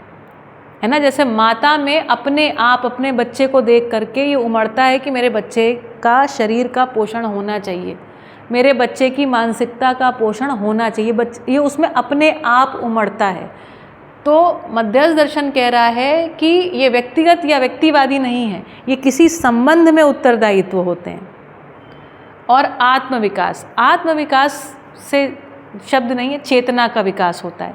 चेतना का विकास का मतलब है व्यक्ति, परिवार, समाज और एक्चुअली पूरी मानव जाति तक हम जब न्याय को देख पाएँ, जब हम सर्व शुभ को देख पाएँ, तो मध्यस्थ दर्शन एक्चुअली चेतना विकास पर बल देता है। ठीक है, यह आत्मनिर्भरता को महत्व देता है और मानता है कि व्यक्ति को खुद पर निर्भर होना चाहिए। बस इसी जगह ना पूरी दुनिया की वाट लगा के रखी है इसने। तो हर एक आप देखो ये विदेशों में खास इसका प्रचलन है। 18 साल के बाद हर बच्चे को घर से बाहर जाना है, अपना नौकरी करके आएगा, फिर खाना खुद ही बनाएगा। खाना बच्चे, भाई अभी 18 साल, आप लोग कितने बड़े हैं भाई, और एक आदमी कितना काम करे। मध्यस्थ दर्शन कहता है कि जो ये निर्भरताएं हैं संबंधों में रहती हैं, परस्पर पूरकता पूर्वक चलने का डिज़ाइन है। हम एक बच्चे को परिवार से अलग कर देते हैं, फिर वो फ़ोन का बिल अलग, बिजली का बिल अलग, उसके घर में भी टीवी अलग, उसके घर में भी फ्रिज, ये सब होना होगा ना, है ना। और वो उसके लिए कमा रहे, जबकि उसके मम्मी पापा, उसका घर वहाँ पर, उसका रूम खाली पड़ा हुआ है। ये जो बात आई, ये अभी हम देखेंगे तो हमारे अभी इंडिया में भी, जैसे बीटेक हमने किया, तो अब करने के बाद क्या करना है, बैंगलोर जाना है ना, फिर विदेश चले जाना है। मेरे सारे ज़्यादातर मित्र जो हैं विदेश चले गए, क्यों? क्योंकि वहीं पे नौकरियां हैं, उससे रिलेटेड जो भी नौकरियां थी। तो अब क्या किया, सबके पास अलग अलग, और खूब पैसा कमा लिया सबने, अलग अलग घर, किसी ने कुछ पुणे में भी प्रॉपर्टी ले ली, बेंगलोर में भी ले ली, और उनका जहाँ पर वो थे वहाँ का भी घर। ये सब आपके पास भी होता ही होगा, एक गाँव का घर होगा ही, फिर एक आपने शहर में घर बना ही लिया होगा। ज़्यादातर लोगों के साथ ऐसा होता है। तो हम देखते हैं इसका लोड किस पर बढ़ता है, इसका लोड पड़ता है ज़मीन पर, ज़मीन का खनन होता है। ठीक है, और हम धरती के असंतुलन में बढ़ावा देने में और भागीदारी करते हैं। इसको अभी का जो अर्थतंत्र है वो बोलता है जीडीपी बढ़ रहा है, जीडीपी बढ़ रहा है और देश उन्नति कर रहा है, तरक्की कर रहा है। तो जितना जितना लोग अकेले रहेंगे उतना उतना क्या हो जाएगा, सोशल मीडिया पर एक्टिव हो जाएंगे, उतना उतना जो है उनको मेंटल स्ट्रेस होने लग जाएगा, तो मेंटल हॉस्पिटल्स खुलेंगे, तो हॉस्पिटल्स में जाने की संख्या बढ़ेगी, तो हर एक चीज़ बढ़ रही है। इसको कह रहे हैं देश जो है विकास कर रहा है। ये विकास कर रहा है कि ह्रास कर रहा है, बताइए मुझे, आप ये सोच करके बताइए। इसको विकास कहें कि हमारे गांव में इस साल कोई बीमार ही नहीं पड़ा, ये उत्सव की बात है, या हमारे गांव में एक नया हॉस्पिटल खुल गया, ये उत्सव की बात है? बीमार नहीं पड़ा, क्योंकि अस्तित्व सहज विधि से 98%, 99% बच्चे मेरे देखे तो स्वस्थ पैदा होते हैं। तो अगर हमको स्वास्थ्य का ज्ञान है तो फिर बच्चे बीमार नहीं पड़ने चाहिए। क्यों बच्चे बीमार पड़ रहे हैं? हमको स्वास्थ्य का ज्ञान ही नहीं है। हम इस बात में उत्सवित होते हैं, इस बात का प्राउड करते हैं कि हमारे यहाँ पर भी कैंसर हॉस्पिटल खुल गया, हमारे यहाँ पर भी हार्ट सर्जरी होती है। गांव में अभी यहीं पर ही मैंने अभी पिछले कुछ महीनों में देखे हैं 2 नए हॉस्पिटल, या तो रेनोवेशन हो गया होगा तो मेरी आंख में आया, नहीं तो नए हॉस्पिटल खुले हैं यहीं पर, पटेल हॉस्पिटल और एक बगल में कोई हॉस्पिटल है। ये सब बहुत प्राउड की, ये बहुत गर्व का विषय है, ये गर्व का विषय नहीं है। आदमी बीमार ही नहीं पड़ना चाहिए, उसको स्वास्थ्य कह रहे हैं। रोग की चिकित्सा होती है, चिकित्सा और रोगी इसका स्वास्थ्य से लेना देना नहीं है भैया। ठीक है, ये बात पकड़ में आ रही है? महीन और गंभीर मुद्दे हैं। यह आत्मनिर्भरता को महत्व देता है, मानता है कि व्यक्ति को खुद पर निर्भर होना चाहिए। ये भाई मध्यस्थ दर्शन सहअस्तित्ववाद पूरकता के सिद्धांत पर चलता है कि हम सब एक दूसरे के पूरक हैं। जब हम परिवार में मिलजुल करके काम करते हैं तो किसी के ऊपर भी लोड नहीं आता है, और मिलजुल करके यदि संबंध पूर्वक जी पाते हैं तो फिर ना किसी के ऊपर बहुत स्ट्रेस आता है, ना मेंटल और ना फिजिकल, तो लोग बीमार भी नहीं पड़ते हैं। राज्य का गौण स्थान, गौण मतलब सेकेंडरी। व्यक्तिवाद का मानना है कि राज्य और समाज व्यक्ति की सेवा के लिए है, ना कि व्यक्ति राज्य के उद्देश्यों को पूरा करने के लिए। ये कैसी ऊटपटांग बात लिख दी है, देखिए अब आपको दिखेगी ये ऊटपटांग, लेकिन ये अपने आप में बहुत प्रचलित सिद्धांत है जो चल रहा है अभी। राज्य और समाज व्यक्ति की सेवा के लिए है, ना कि व्यक्ति राज्य के उद्देश्यों को पूरा करने के लिए। ये उल्टी बात लिखी है वास्तव में। तो फिर हम लोग देश सेवा क्या कर रहे हैं? राज्य और समाज अपने आप में तो कोई चीज़ है नहीं, लोगों से मिलकर राज्य बनता है, लोगों से मिलकर के समाज बनता है, कुल मिला के लोग ही होते हैं। ठीक है, तो ऐसे कटे फटे की बात कर रहा है। फिर लिखा है व्यक्तिगत लक्ष्यों पर ध्यान। एक व्यक्तिवादी का मानना है कि लोगों को उन पहलुओं पर ध्यान केंद्रित करना चाहिए जो उन्हें दूसरों से अलग करते हैं और उन्हें अपने व्यक्तिगत सपनों और इच्छाओं को पूरा करना चाहिए। बहुत बढ़िया। मध्यस्थ दर्शन सहअस्तित्ववाद कह रहा है कि हमें उन पहलुओं पर ध्यान केंद्रित करना चाहिए जो हमको एक दूसरे से जोड़ते हैं, क्योंकि जब जोड़ने वाले पहलुओं पर आप ध्यान केंद्रित करते हो तो आपको संबंध की पहचान होती है, तो आपको जुड़ाव महसूस होता है, तो आप तृप्त होते हो, तो आप पूरक होते हो, सहयोगी होते हो, सहभागिता सहकारिता पूर्वक आगे बढ़ते हो। और यदि आपने अब हर एक इंडिविजुअल अपने अपने ना मैं तो ये हूँ मैं तो ये हूँ, तो फिर हो गया काम। इस तरीके से पूरे समाज की और अपने व्यक्तिगत सपनों और इच्छाओं को, बाबा जी कह रहे हैं, मध्यस्थ दर्शन सहअस्तित्ववाद कह रहा है व्यक्तिगत सपना व्यक्तिगत इच्छा एक्चुअली कुछ होता ही नहीं है। मानव संतान, उसको तो हम लोग दिमाग में डालते हैं ना, बड़े होकर पायलट बनोगे, डॉक्टर बनोगे, इंजीनियर बनोगे, क्या बनोगे। बच्चे को कुछ नहीं पता होता है। बच्चे को आप देखो क्या देखेगा, अच्छा मम्मी घर में झाड़ू लगाती तो झाड़ू उठा के झाड़ू लगाने लगेगा। बर्तन कहेगा मेरे को भी बर्तन धोना है। पापा खेत पे जाते देखेगा खेत पे जाएगा। मेरा भाई का बेटा है तो मतलब मेरा भाई जो है दुकान जाता है, उसकी ये चश्मे की दुकान है, तो वो क्या करता है, एक्टिंग करता है अपने पापा की। हेलमेट उठाता है, गाड़ी की चाबी उठाता है और उसके बाद एक्टिंग करता है कि अपनी मम्मी को बोलता है कि मैं जा रहा हूँ, है ना, जा रहा हूँ, और लैपटॉप का बैग ऐसे टांग लेगा और ऐसे करके निकलता है। बच्चा तो वो कर रहा है जो वो देख रहा है कि क्या किया जाता है। बच्चे को ना डॉक्टर बनना था ना इंजीनियर बनना था, उसको सहयोग करना था, उसको व्यवस्था में भागीदारी करनी थी, और हमने ठूंस दिया कि नहीं ऐसे करो। आज भी हम लोग देखो, आज भी हम लोग मूलतः अगर पैसे को इक्वेशन से हटा करके देखें या चलो डाल करके भी देखें तो मूलतः तो हम कोई ना कोई हर व्यक्ति भागीदारी कर रहा है ना। जैसे मैं बोल रही हूँ तो आप सुन पा रहे हो, ये पूरकता है। मैं बोल रही हूँ, यहाँ पर ये सब वस्तुएं लगा करके रिकॉर्डिंग हो रही, अन्य लोगों के लिए पूरकता है। ये सब व्यवस्था में भागीदारी के रूप में ही चल रहा है। ठीक है, तो एक सहअस्तित्ववाद ये मानता है कि हमें ऐसी बिंदुओं पर ध्यान केंद्रित करना चाहिए जो जोड़ने वाले सत्य हैं। जैसे प्रेम, हम सब प्रेम चाहते हैं, हम सब संबंध पूर्वक जीना चाहते हैं, तो फिर उसमें जीने का तरीका क्या हो, हमको ऐसे सोचने से क्या होगा, युद्ध समाप्त होगा। हम जीना तो ऐसे चाहते हैं और कर ये रहे। अभी हम बच्चों को ये सिखा रहे हैं और इस पर पूरी आधारित हमारी शिक्षा है। You are the best, who is the best, you are the best, I am the best, ये सब चल रहा है भाई। कौन नंबर 1 आए, जो नंबर 1 आया उसके लिए ताली बजाओ, और जो नंबर 1 के बाद जो 2 आता है उसके मन में कितना पीड़ा रहती है। आपका 1% नंबर भी कम आता है और आपका मित्र ही होता है, उसके प्रति आपके मन में ग्रज आ जाता है, उसको आपको अच्छा नहीं लगता, किसी बच्चे को अच्छा नहीं लगता। लेकिन मान लीजिए हम शिक्षा का स्वरूप ऐसा बनाएं जिसमें बच्चे एक दूसरे के पूरक हो जाएं, तो कितना अच्छा हो जाए। जो आपको ना समझ में आए वो प्रवीण आपको समझा दें, आपको नहीं समझ में आए ये समझा दें, आप दोनों को समझ में आए आप इन दोनों को मिलकर समझा दें। ऐसा स्वरूप हो तो कितना अच्छा स्वरूप हो। 100 में 100 समझना है ना, पूरी बात समझनी है।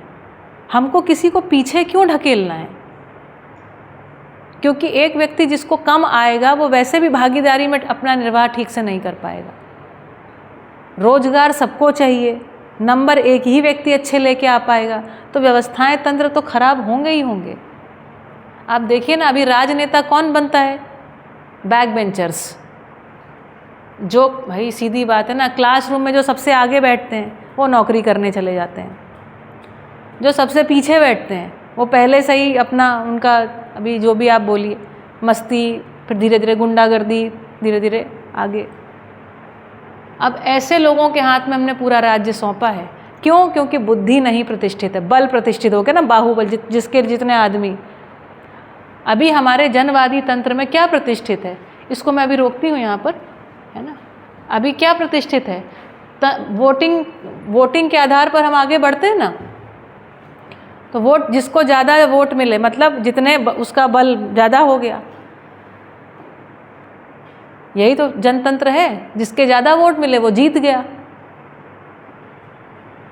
तो अभी हमारे समाज में हमको अब जो हम काम करना चाह रहे हैं या जो काम करना है वो ये है कि सार्वभौमिक सत्य या बौद्धिकता को प्रतिष्ठित करना है। बौद्धिकता को प्रतिष्ठित करना ये काम है, ये ज़िंदगी का लक्ष्य है। अभी व्यक्तिवाद में लिखा था व्यक्ति के अपने लक्ष्य होते हैं, नहीं, पूरी मानव जाति का ये लक्ष्य है। पूरी मानव जाति ये चाहती है, हर मानव संतान ये चाहता है कि उसके साथ बिल्कुल भी अन्याय ना हो, क्राइम नहीं होने चाहिए, ये एक बात है। लेकिन निरंतर शुभ होना चाहिए, ये महत्वपूर्ण बात है। क्योंकि निरंतर शुभ हो रहा है तो लोग क्राइम क्यों करेंगे? एक छोटी सी बात और आपको पहले भी बताई मैंने, अभी जो हमारा संविधान है या तंत्र है, तो एक व्यक्ति को, ये इतना व्यक्तिवादी है कि अपराधी भी एक व्यक्ति हो जाता है कि नहीं हो जाता है? लेकिन ये व्यक्ति अपराधी बनता कैसे है? किसी के ताने खाया होगा, किसी से मार खाया होगा, किसी से कुछ, इसके साथ न जाने कितनी दुर्घटनाएं हुई होंगी जिसके कारण ये व्यक्ति अपराधी हुआ है। बाकी लोगों का हम कुछ करते हैं? बाकी लोगों का कुछ करना है कि नहीं करना है? ये सब ऐसे ही घूम रहे हैं। जो व्यक्ति अपराधी हुआ है और उसके अपराधी बनने के पीछे कारण तत्व भी तो होते हैं, वो समाज में ऐसे ही घूम रहे होते हैं और अन्य लोगों को अपराधी होने के लिए प्रेरणा दे रहे होते हैं। और इसको हम क्या कर देते हैं, एक जो व्यक्ति है इसको चलो जेल में पूर दो, इसको मार दो, ऐसा कुछ जो भी करते हैं, मतलब आर्थिक दंड देते हैं या जो भी देते हैं। समझ में आ रहा है? और यदि हम इन महीन बातों को नहीं समझेंगे तो हम मिलजुल करके ना उत्पादन कर पाएंगे, समस्या बनी रहेगी। आपके नीचे जो आपके साथी सहयोगी रहेंगे ना, या आपके जो वर्कर्स रहेंगे, आप जो भी, आप एग्रो प्रोसेसिंग का मान लो आपको यूनिट लगाना, आप चला नहीं पाओगे उसको, आप स्ट्रेस में रहोगे। देखो जो वर्कर होता है वो अपना काम करे ना करे, जो भी, वो अपना चलता रहता है। ज़्यादा स्ट्रेस में होता है बिजनेसमैन, जिसको आप बोलते हैं ना नींद नहीं आती है, वो ज़्यादातर बिजनेस वाले होते हैं। नौकरी वालों को नींद आ जाती है। क्यों? क्योंकि उस व्यक्ति में असल में आदमी का डिज़ाइन है किसी मानव की श्रेष्ठता में वो समर्पित होता है ना। जैसे किसी की, जब तक आपको कोई बात अच्छी नहीं लगती ना, आप अंदर से सम्मान नहीं करते हो। ये जो रूप पद धन बल, ये तो समाज के दबाव में आप इसका सम्मान करते हो। आपके हृदय से वो सम्मान नहीं निकलता है। आपके हृदय से सम्मान तभी निकलता है जब कोई समाधान आपको किसी से मिला होता है, ज़िंदगी में किसी ने आपका सहयोग किया होता है, तो ही आप सम्मान करते हो। और उसको करना आपको सिखाना नहीं पड़ता है, वो आपको आता है ना, वो आपको आता है। इस बात को पकड़ना होगा हमको। तो यदि हम एक ऐसी, मान लीजिए हम गांव में मिलजुल कर उत्पादन कर रहे हैं, या हमारा एक छोटा यूनिट है और हम संबंध पूर्वक नहीं जी पा रहे हैं, ये हम स्ट्रेस फ्री लाइफ जी पाएंगे? नहीं जी पाएंगे। तो हमको शुद्ध आहार, शुद्ध हवा, शुद्ध पानी, धरती की अखंडता, मानव जाति की एकता, इसके लिए काम करना है। ये सहअस्तित्ववाद कह रहा है। अगर मानव जाति में एकता होती है तो ये बताओ मुझे, कोई भूखे पेट सोएगा? आपको चिंता किस बात की? यदि आप, एक छोटी सी बात आपको बताती हूँ, इस कोर्स में तो नहीं कवर करेंगे, आगे ज़रूर अगर आप जुड़े रहोगे। अगर मान लीजिए हम आप लोगों को ये शिक्षा दे दें कि अपने शरीर को स्वस्थ कैसे रखा जाता है, तो 90% टाइम जो आप बीमार पड़ते हैं वो पड़ेंगे ही नहीं। हम ये शिक्षा बच्चों को क्यों नहीं दे रहे हैं? क्या नहीं दिया जा सकता है कि किस सीज़न में क्या खाना पीना चाहिए? सामान्य शिक्षा नहीं हो सकती है क्या? हो सकती है। और मैंने ये शिक्षा दी है बच्चों को, 2nd स्टैंडर्ड से लेकर के 5th स्टैंडर्ड तक के बच्चों को, और उसमें आमूल चूल परिवर्तन देखा मैंने। उनकी बौद्धिकता बहुत स्ट्रांग हो गई, क्योंकि वो बीमार ही नहीं पड़ते थे। बीमार नहीं पड़ेंगे तो स्कूल जाएंगे तो सीखेंगे तो टॉपर हो जाएंगे, और क्या करेंगे? आधी समस्या तो यही रहती ना, शरीर ठीक नहीं लग रहा है तो आप ठीक से सुन नहीं पाते हो। पेट में मान लो कोई समस्या आ रही, कुछ भी आपको समस्या आ रही, तो आपका सुनना बंद हो जाता है। तो हम ये सब कर सकते हैं। क्या ये बात अगर व्यक्ति के स्तर पे हो सकता है तो क्या बैठ करके पूरे गांव को नहीं सिखा सकते, पूरे परिवार को नहीं शिक्षित किया जा सकता है, ताकि परिवार में एक रूपता आ जाए। नहीं तो एक व्यक्ति कह रहा है भाई काढ़ा पियो और दूसरा कह रहा है नहीं नहीं ये तो कड़वा होता है। यदि हम इसकी उपयोगिता सबको सिखाएं एक साथ, तो क्या ये काम हो नहीं सकता है? ये हो सकता है काम। तो हमारे लिए गौरव का विषय ये होगा कि हमारे गांव में कोई बीमार नहीं पड़ता, हमारे गांव में हमारा जो उन्नति, हमारा विकास, परिवार मूलक ग्राम स्वराज्य व्यवस्था का विकास ऐसा दिखता है।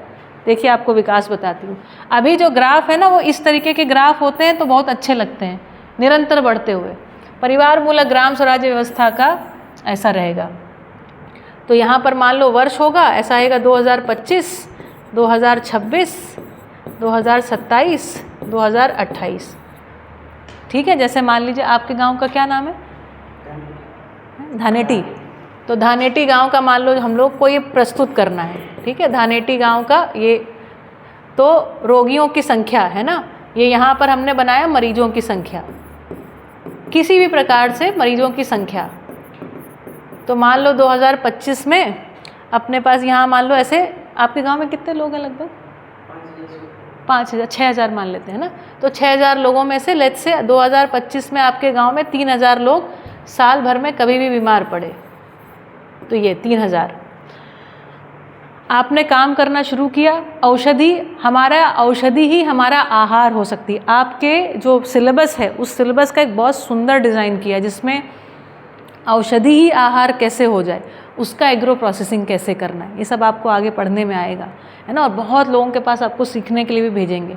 तो 3,000 लोग बीमार पड़ रहे थे, आपने उत्पादन किया और परिवारों के साथ संबंध पूर्वक निर्वाह किया। 3,000, 1,000, 2,000, 3,000, है ना।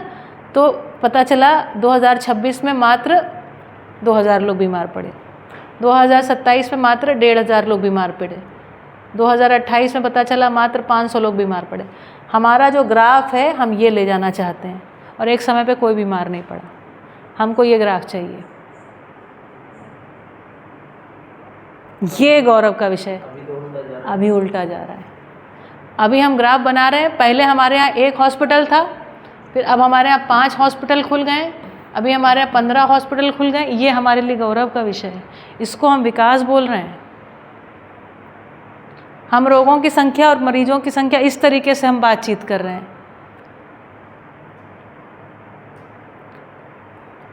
यह है परिवार मूलक स्वराज्य व्यवस्था, और इसके लिए है चेतना विकास मूल्य शिक्षा। हमारी चेतना व्यक्ति, परिवार, समाज, राष्ट्र, राष्ट्र मतलब धरती अखंड, मानव जाति एक। इसके लिए इस चेतना के साथ यदि हम काम करेंगे तो इस ग्राफ को प्राप्त करना कोई बहुत देर की बात नहीं है। ये अच्छी बात ये जिस जगह आप बैठे हैं ना, मुझे लगता है कम से कम भारतवर्ष के सर्वाधिक विद्वान लोगों को हम आपके सामने लेकर के आएंगे।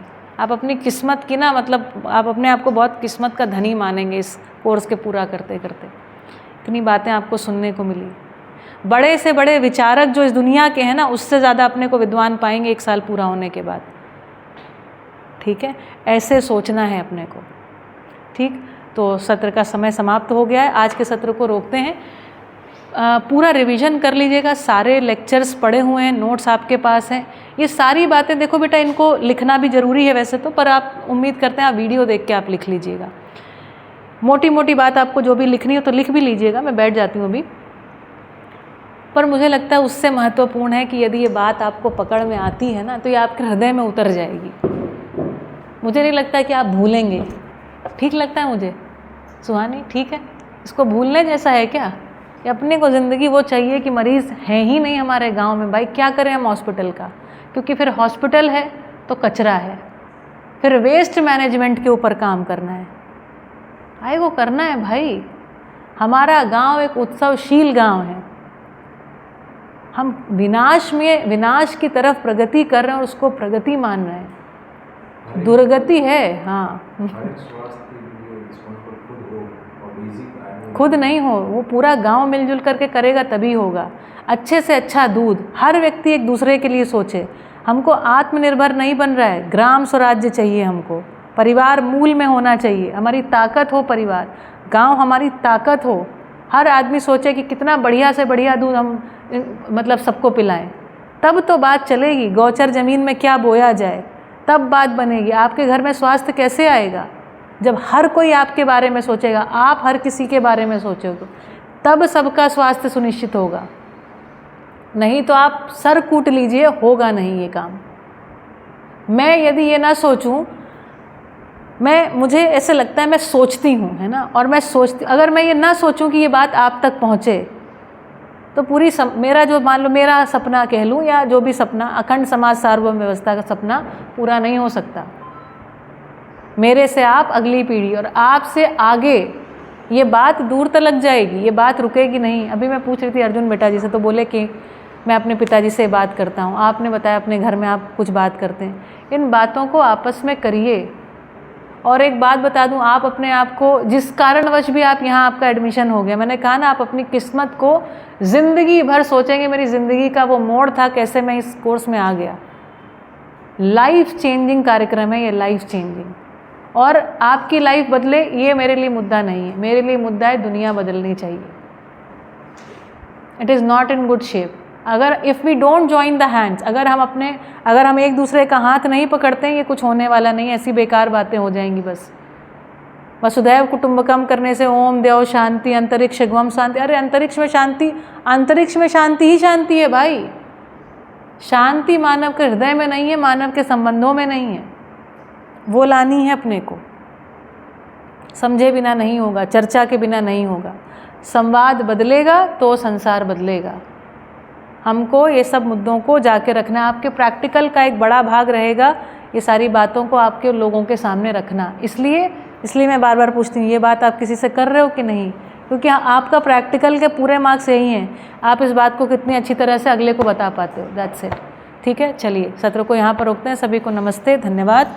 और जो लोग ऑनलाइन जुड़े हैं